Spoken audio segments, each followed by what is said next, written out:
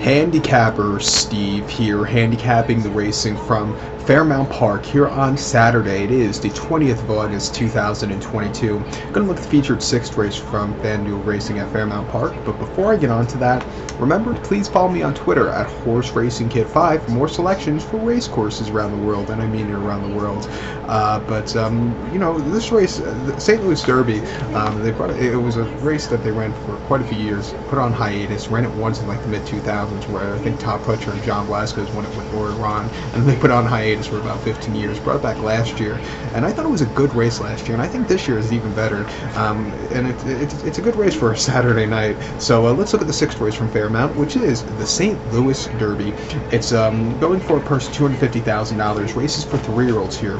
We have a field of 9 horses going to the main track, the distance of ground of 1,700 meters, or a mile and 1/16 on the Fairmount main track.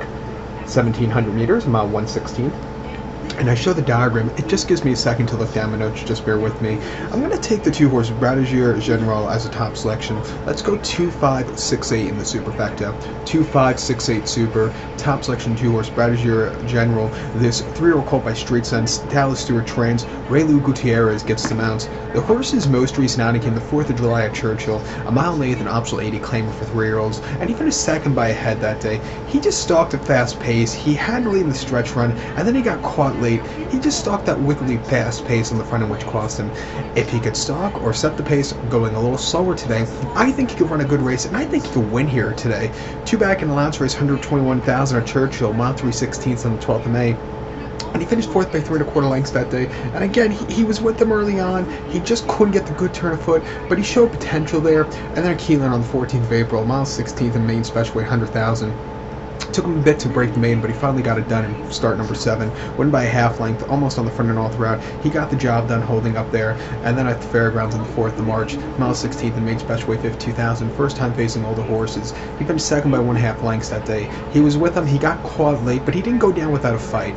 His races before that, they were running at sprinting trips where I just don't think he was excelling. I think he wants to go longer. He's going to get the mile 16 today, and I think that's what's going to get him to the winner's circle.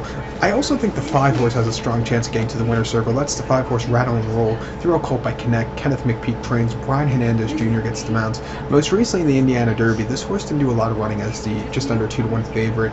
He finished 7 by 10 1/4 lengths that day. He had the clip heel. He got shut off a few times. He had a horrible trip. If he breaks well and gets a clear trip today, there's nobody going to be stopping him.